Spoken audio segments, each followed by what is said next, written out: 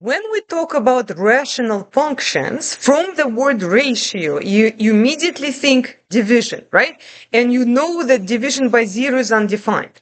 So these rational functions are going to have a very distinctive property. I want you to look at the graph closely. This is a graph of a simple rational function.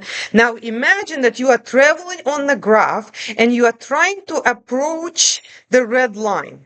And as you're traveling, your x coordinate gets very close to 1, right? Closer and closer and closer.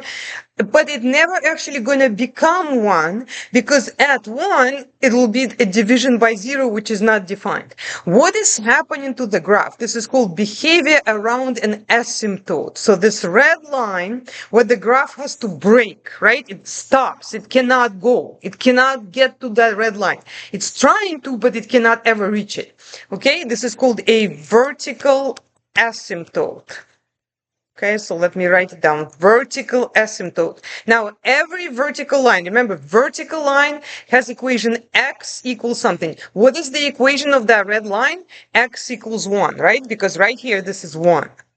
And the graph will get very close to it on both sides, actually. Because if you're traveling the other side, and again, you're trying to get to x and you get very, very close to it, but you never actually reach it, it's going to be also a behavior at where the graph goes to infinity. So here it says when x approaches 1, and then there is like a little minus on the top. What does that mean, this minus? That means from the left. Okay, so remember when we are going to 1 from the left, what is happening?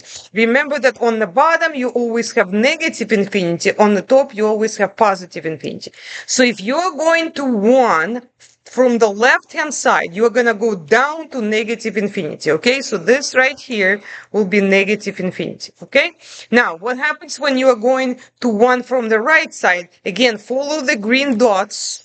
You can see that you're trying to get to 1, but it's never going to actually reach 1. And the y values will go to positive infinity. So this is the behavior at the asymptote. So notice how at any vertical asymptote of a rational function, the graph is going to get either close to negative infinity or positive infinity. Sometimes on both sides to positive or on both sides to negative, but it's going to be some type of infinity, okay? Now, what about the end behavior? What does it mean, end behavior? Now we're going all the way, let's say, to the right. And we're traveling forever. So imagine that you're going and you keep going to the right side. When you keep going to the right side, you are getting very close to a horizontal line. And that horizontal line is called a horizontal asymptote. Now, by the way, unlike vertical asymptotes that you can actually have multiple for a rational function, horizontal asymptote you can have sometimes only one and sometimes none. But you cannot have more than one horizontal asymptote for a rational function, like a ratio of two polynomials, okay?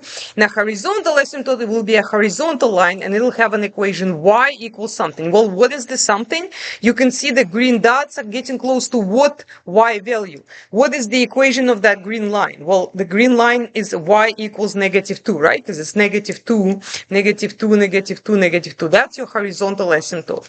So, when x goes to positive infinity, the graph goes to -2, as we just said.